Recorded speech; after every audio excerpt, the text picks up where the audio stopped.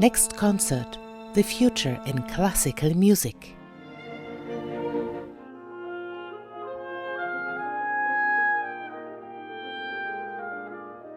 Inti, Figgis, Vizueta was sitting in Esslingen at Podium Festival. Just the right spirit to fit to your way of composing. So let's put that beforehand. What is the focus in your composing material? I focus on composing music that allows for a deep level of collaboration on site.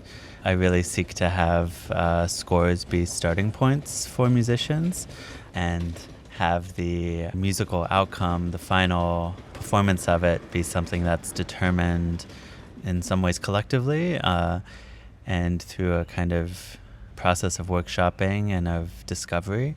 And this way of working is still sometimes difficult for some people. Some kinds of training, some kinds of background, some kinds of thoughts about how music should be.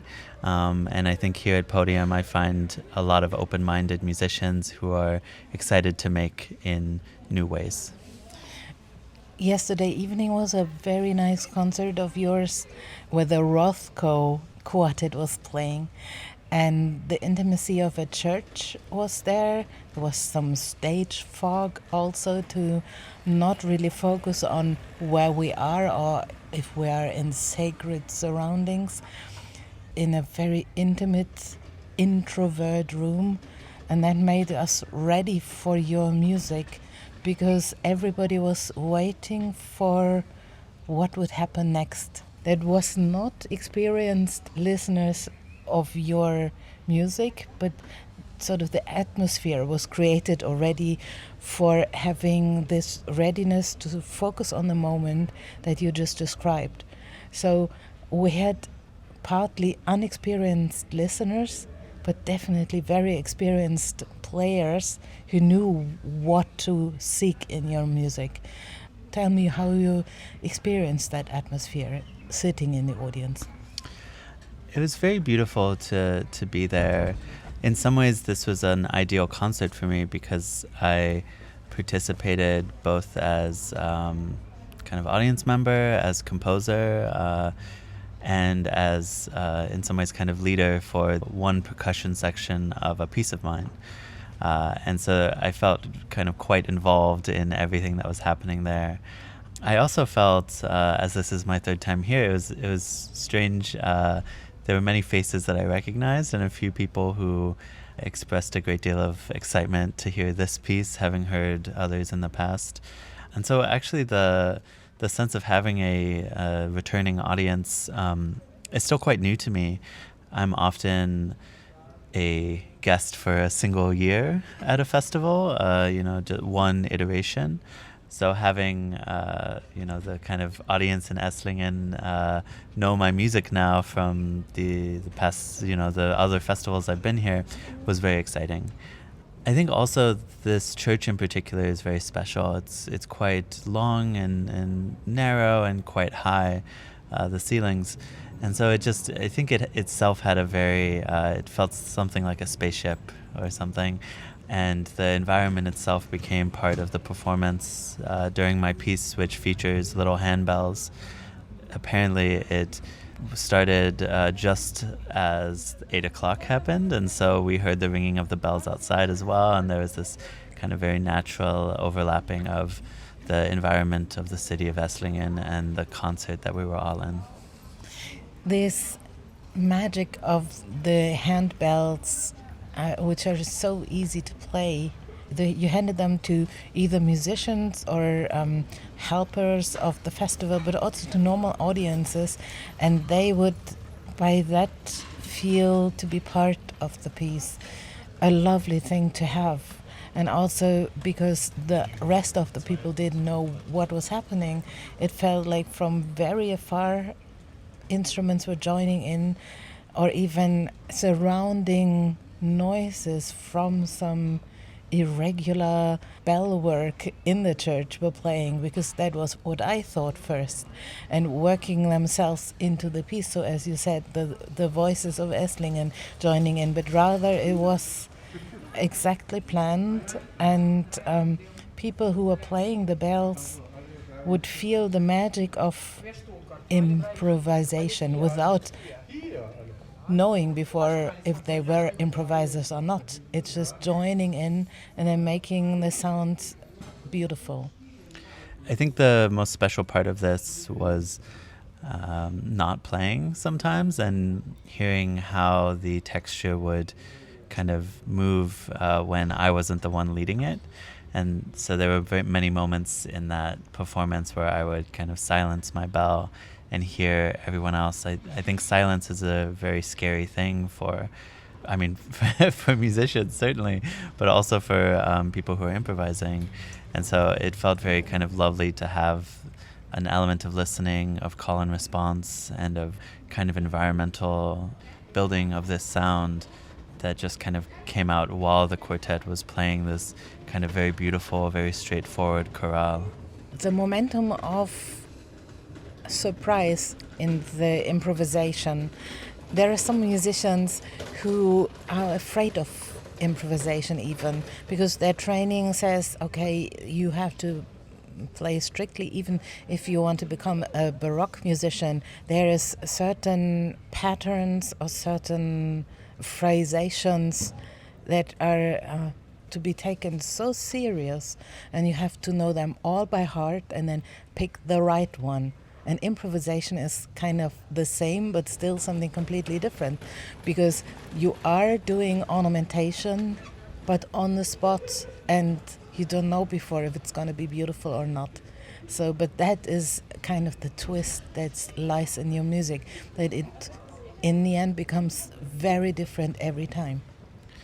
Absolutely. I think of risk as something essential to improvisation, but I also see a great deal of creativity and responsiveness and humanness in spontaneous sound making. And when we do this collectively, somehow we build vocabulary with each other that can continue after the performance. To me, many of the most special parts are after performances of my music, where musicians come up to me and are surprised by what happened. And I really will say I don't think I've received negative feedback in this. I think it's always been very excited and kind of quite looking forward to the next performance or the next opportunity to kind of create in this way. In many ways, we are natural listeners. We listen to our environment. We respond to so many clinks on the pavement, bells, all these things.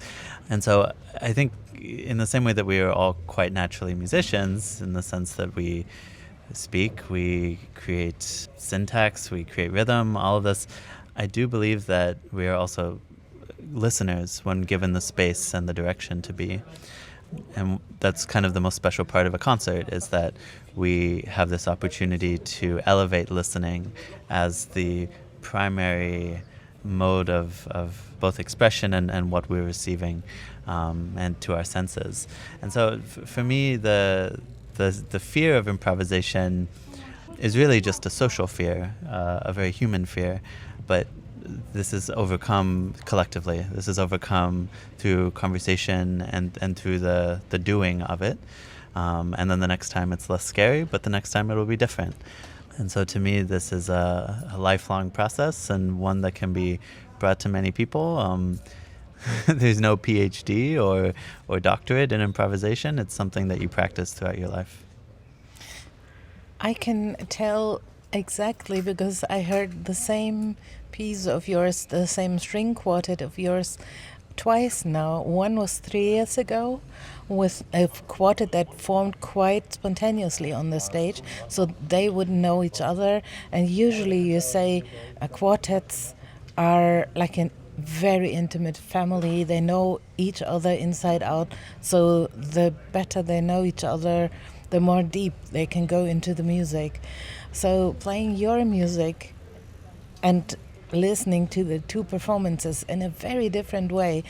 I can recall that the first time there were people on stage who had not so much experience with improvisation, and they were just over the moon because improvising is they proved themselves, oh, I can do it too. And yesterday was such a depth that lured or that pulled everybody in the audience in so much that we were all in this middle of the spaceship, as you said it, and flying to the stars. Plus, there was a new violinist in the quartet who'd been friends with the others, etc. But you could feel how she loved joining in and lifting them up, and the others would love to follow her, but then follow the next person. So this was maybe even more visible than in a quartet that's, so to speak, protected from the out world. So which performance touched you in which way? I think the performances are, of course, quite different, and in some ways similar to each other, because for the earlier performance there were 2 new members in this kind of ad hoc group that Podium put together for this concert, and so the violinist and the cellist, not the same between the two, but had quite a history playing with one another and had played this piece multiple times. And so for me, both performances are quite exciting because this piece in particular, Mayu the Great River, it has very set structures in it, but within those structures there's a great deal of freedom to explore to the fullest capacity of the ensemble shared textures and shared techniques. And so both feel like they really reflect the voices and the curiosity and the ears and the process of listening of each member of the ensemble. And so I think for me yesterday, this performance by Rothko felt very full and felt very close to how we have made this piece because we have worked on it so in depth together over these past years. And of course this piece is on the upcoming album coming out, and the way in which I've developed this piece with Rothko is quite unique. And in some ways, when other ensembles come to this piece and they pick it up for the first time, they're using, often as reference, single recordings that were single performances by an ensemble who played it once. And so the kind of intentionality and the way in which each section is shaped is very different. To me, I feel like Rothko and I have really worked on this piece and sat in the room and played with so many options for each section that it feels very locked in and very kind of together in how we think about the expressive notion of each section. And so yesterday feels like, and despite, of course, Sky being a guest member of the ensemble right now, the violinist, it feels like she just completely soared, just as you say, and her own musical brain and ear and performance became an essential part of their sound. And this is a very fast thing for 3 days with a quartet, as you mentioned. And to me, I just feel very lucky that Sky is just so willing to be vulnerable, because this is vulnerable music. It's when you make choices, you open yourself up to the notion that choice might be wrong. But throughout all of this process, it's the notion that by trying so many options, when we arrive on that final decision, it's informed by the history that we have together. And that history can be 3 days, that history can be 3 years, but the process is the same. The pieces you're writing, the titles are very often connected to nature. It can be connected to from all sides.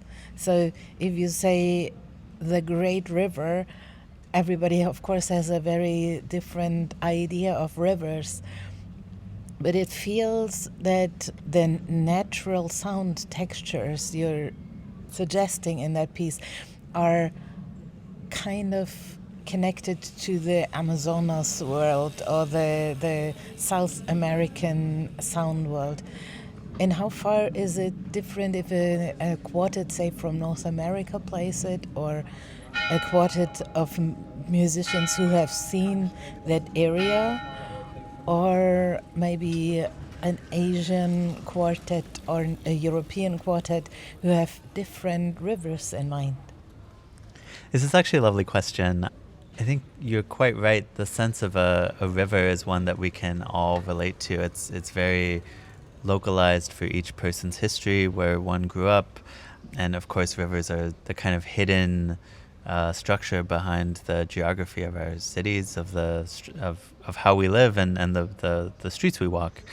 Um, for me, this quartet is very special because it is specifically referencing shadow constellations, essentially, in the Andes, where my mother is from. The Milky Way, there's a portion of it called the Great Rift, which is a kind of completely dark portion of the sky, and in that, kind of Andean peoples, indigenous peoples, saw different kind of constellations that reflected the life that was happening on the ground. And so some of those constellations included the snake, the fox, the kind of small partridge bird. And so through the process of writing this piece, I was exploring the notion of bringing this kind of silhouette, this shadow shape, as a way of thinking about a kind of collective approach to texture and transformation. And so it's not so written out as this is the snake part, or this is the hunter, or this is the shepherd, but it's very much bringing in inspired sound worlds for me, and bringing them to quartets as something that they can explore on their own and bring into their own context.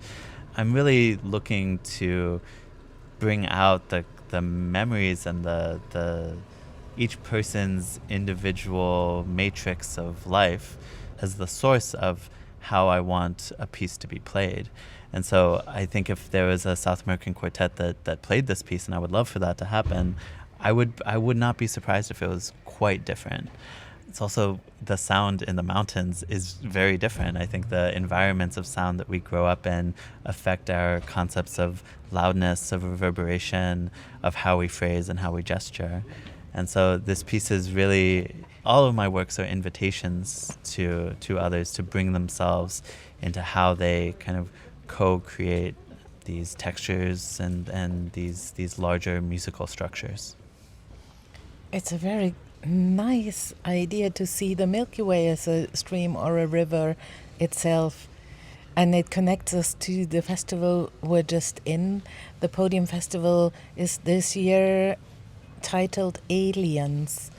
It's talking about ourselves feeling as aliens sometimes, because we are unique in our thinking, each and every one of us, and some are more unique and harder for, say, the average person to connect to, but all of us are actually special and alienistic. So looking into that alien world and at the same time connectedness, how would you feel your music is giving space for that? I think my approach is often seen as alien. I really developed this between my education, between these larger kind of institutional spaces that I was taught music, and I had to decide exactly what I needed and exactly what I was asking, and a kind of process that worked for making music with others. I think the concept of alien, of course, is like we can tie it to borders, we can tie it to senses of normalcy and abnormalcy of the other. And I think the festival does a really good job of inviting so many voices as to make the other the normal. And to me, the consistent featuring and bringing of my music just hope, and in many ways it's because of the function of the music, which is to invite new people, invite those who might not feel as if this kind of music or this kind of setting or this city or this country or this continent or this world is for them, give them a space to reflect and feel closer to one another and to where we're inhabiting in this small town in the south of Germany. And to me, Alien is a good framing for so much of the music that's being featured here too. I think often we think about contemporary music, new music, kind of composed music, all these things as a kind of niche or a kind of place at the side of classical music or right at the tip or something. The programming here, the musicians here, and the audiences here, I think really prove that there is an appetite for music that comes from all eras and a desire to see what the era of 2026 is next to music from the 15th century. And I think that that is a really beautiful way of showing a kind of full spectrum and complexifying the concept of what being an alien is in this world at the moment. This adding at the moment is really important because listening through the time, our ears are changing as well. Not only we are maturing, but the world is getting a totally different one year after year. So listening to your music in a new era also feels very different. But it feels that your compositions are welcoming this as well and are even, I don't know, expecting our ears to change. So what you wrote back then, not many years, but a few years ago, and already foreseeing that it will sound different in the next years. What does that do to you? How does that make you feel? I think that's part of the design of the music and a very intentional way in which I approach thinking about pieces. I think there are concepts of music that they are snapshots in time, and it's a way of thinking that to me calcifies creativity, and it makes it more difficult to make creative and bold decisions about how the music might touch a musician and affect the way in which they might perform and how the world might touch that musician. So having a music that can grow with people feels essential.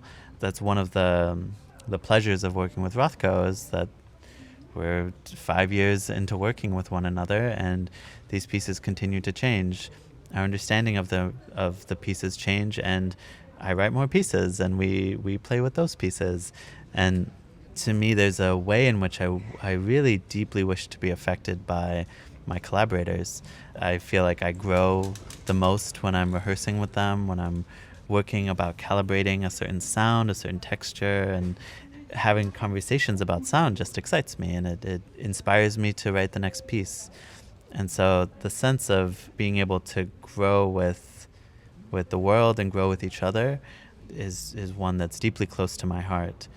And I just continue to hope that I can keep an open heart. That's the notion of this music. That's its theory, is that an open heart will create a new kind of music. Fixating the music now on a CD, that sounds like a horrible vision for you because it's stopping everything and it's freezing in something that's so fluid. Yeah, the composer Nico Muhly asked me that exact question really in 2019. He asked me what my relationship to a CD of my music would be. And back then I answered that the idea of recording a piece multiple times over multiple years would be exciting to me to see how it might change. And in some ways, this CD that's coming out in November that features the Rothko Quartet and cellist Andrew Yee, it feels informed by so much of that history that we have of them playing my music, of our conversations, but really calibrated around this very intense period of recording. And it was something that I didn't know. I wasn't expecting how much the close proximity to sound that the studio provides would change how I heard my own music and how I wanted to capture certain moments. To me, the concert hall and the recording studio are very distinct places to make music and to record it.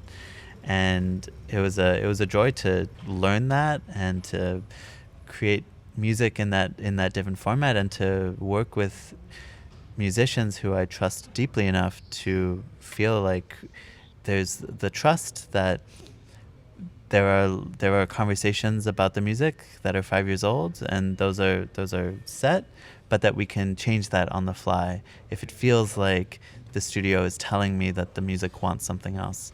I think that listening to recorded formats, listening in headphones, is a very different experience than listening to the concert hall. And what I'm listening for from recorded music is also different. And so kind of creating almost new shapes for the pieces to fit into that new format was an exciting notion. That is one way in which those pieces appear, and probably one of the essential ways that people will experience those pieces. But to me, there's no pressure to then retrofit what we make in each performance to be exactly what that recording is. And I think that if anyone looks closer into the way in which we make together, they won't be disappointed if they come to a show, rather surprised and excited. Isn't there the temptation to, I mean, you only have so many minutes on a CD, but to then give out another version and then extended version and a cut out version, etc., but to limit yourself? Yeah, I did think about that. Because we had multiple takes, it was like, oh, should we do this take and this take and this take? But I think that curating is a kindness to one another. I think while all the takes are beautiful and unique and have their own sensibility to them, the final version that will be on the album is just the one that I felt like was best curated for someone experiencing the music for the first time, and has enough depth that you would return to it. For me, I always think about pacing as this very essential part of being a composer. We have the honor and the responsibility of ornamenting time for others. And in many cases, the recorded format is almost the ultimate test of that responsibility. And what is finally made, to me, can exist on its own terms, and its effectiveness is one that I think will change from person to person. But for me, the most honest thing I can do is make it as close to my own ears as possible, and hope that invitation brings others to listen as well. It feels like this new piece that's coming out now is something to make the world go on after this finalizing music, after the recording. So is that a way to maintain the world running? Yes, so this new piece is on the record, and it was in some ways a fun experience because we came together, figured out the piece, and recorded it in quite a short amount of time. But I have worked with both Andrew Yee and Rothko so deeply, it felt kind of quite natural to bring them together and then have the same vocabulary, or at least the same process of working together kind of set with both of them. And so we were able to create just to me, a really astounding piece of music during the week that we were recording. And so this world premiere of Samara, which means maple seed, is really exciting to me. It feels like the culmination of lots of different relationships, lots of different music that's been in my mind, and is honestly my favorite piece that I've written so far.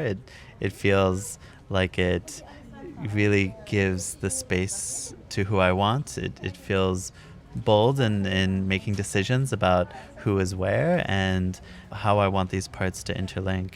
And so it's in 4 movements, and it runs about 17 minutes, and it's just a really astounding to have this piece be next to the Schubert cello quintet, which is one of my favorite pieces. And so the opportunity to create something of maybe not a coda, but a companion piece that's maybe one fifth of the runtime was really exciting. It felt like a very focused way of bringing the creativity and excitement of this recording project into a new piece. What's your C major? Probably a starting point, or it's appearing somewhere in between, but then it's opening to the world. Say that one more time. So sorry. What's your connection to C major in that piece? So is that the structure that's in it? That's the tone that's in? Or is it just a suggestion but then opening to the world?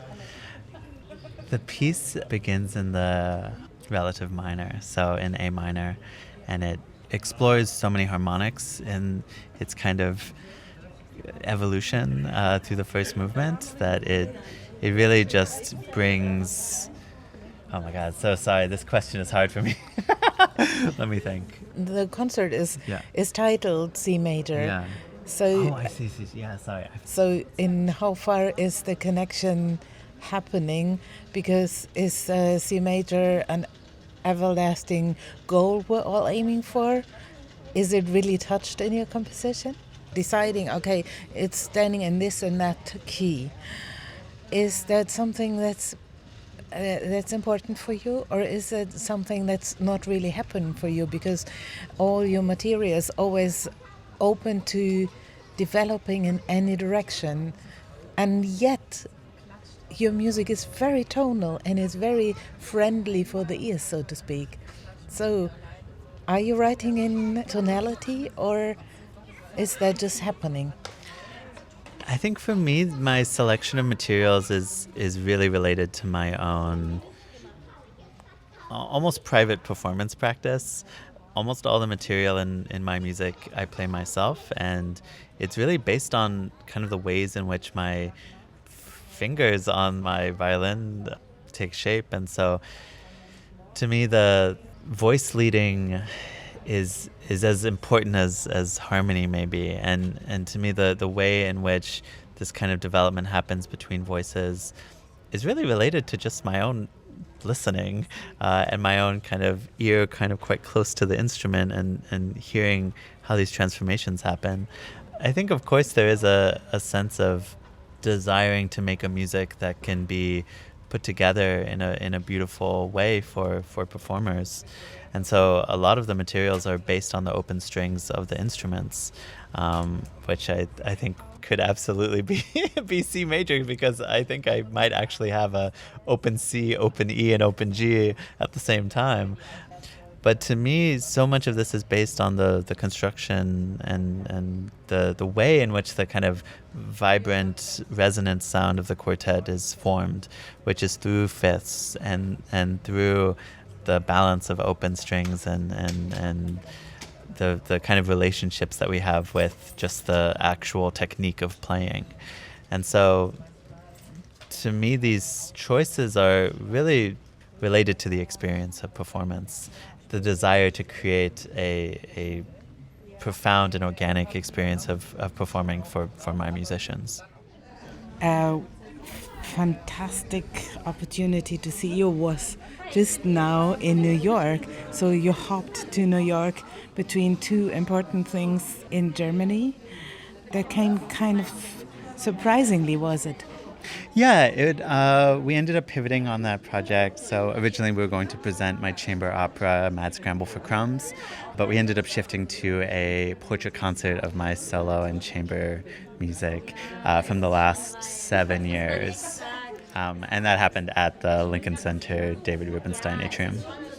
And Lincoln Center is kind of a symbolic place at the moment, also politically, because it's a place of resistance right now. So how does your work or your person fit into that? Absolutely. I think all of us are really sad to see the Kennedy Center close down. The Millennium Stage is it's just a absolute legendary public programming venue. And so I think the kind of analog to that in New York City is the Rubenstein Atrium, where public programming happens something like 5 times a week. And so having my music performed there was, and especially on a portrait concert, felt really, really lovely and really kind of empowering. And I think also having that be presented to the public instead of in a ticketed, Carnegie Hall $60 tickets, it felt very much like I was able to shape an experience for the public, which felt lovely. just give me a picture of the public right now. It feels like because so much is closing down or so much is, let's not say forbidden, but put in a different context if they wish to play. And how far is it important to still have a music life in New York? And what was the surrounding on that specific weekend? Because there were lots of concerts going on. Totally. So that weekend in particular, I think was one of the busiest I've seen of specifically contemporary music in New York City. So from recitals happening with really famous soloists to quartet concerts at other venues to the Bang in a Can Long Play Festival that was happening all weekend and was a marathon each day. There was a lot of competition for audiences, I think.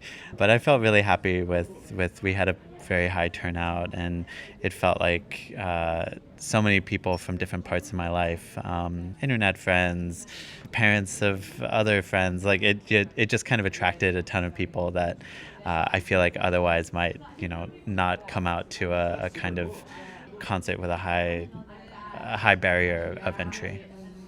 Let's knit that into the audience attraction, because here in Esslingen, more and more people get attracted to your music. So seeing the audiences back home, seeing the audiences in a small place like here, and how far is that different to you, or maybe important the same way?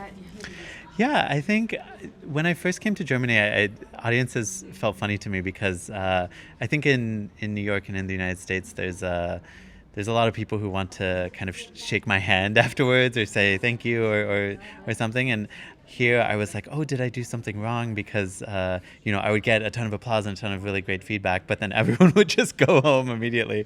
I was like, oh, okay, I hope this was still good. But I think part of it is just getting more used to kind of cultural differences around just how audiences, feel comfortable, engaging. And I think for me, coming back here for the third year, it's actually been even warmer than other times because I think folks really kind of know my music now. And so I've had people come up and be very excited to hear this next piece and hear these pieces together. People who I had met years ago and was like, oh my God, hello, it's been so long. And I feel like in some ways the small town, this is Swingen, but it's like a small city. I think it gives more opportunity for those ongoing relationships, whereas New York, it's very whoever is free that evening might come through, and so it's you never quite know who you'll see. And to me, both have really beautiful kind of characteristics of them and give different experiences. A lot of new work is coming towards Europe, as I heard, which brings me to the question, as a world open person, how can you say homeless without being offensive? You're having your home wherever your music is taking you to, and the new music is starting from where you are and where your next opportunities are. That's a wonderful thought. Is the world ready for this kind of lifestyle? I would say so. I think particularly in music where and I think within I would say classical music, there is a kind of wonderful a wonderful structure really that lets us plan our lives out in such a way. Some of my favorite moments are really these moments between projects where I travel to Germany and I have a week between this and the next festival, and I'm able to see friends, go to concerts, embed myself in culture and see moments that I otherwise wouldn't be present for. And I really try to bring that curiosity and kind of active engagement with wherever my local is from week to week into the way that I plan my life. I have a great love of traveling, and this particular form of kind of on-site music making that I practice with my pieces really affords me the opportunity to be close to the music and be close to the people making it, and of course also be close to the spaces and places in which all of this is being made. And that to me is the most inspiring part of all of this. I have quartets that are named after streets in Germany that I've spent lots of time. I look for the personal in how I bring ideas to others, because through the personal, we're able to access the kind of shared humanity and our shared imagination. Looking forward to share a lot of imaginations with you in the future. Thank you very much for this interview, dear Inti. Thank you so much, Julia.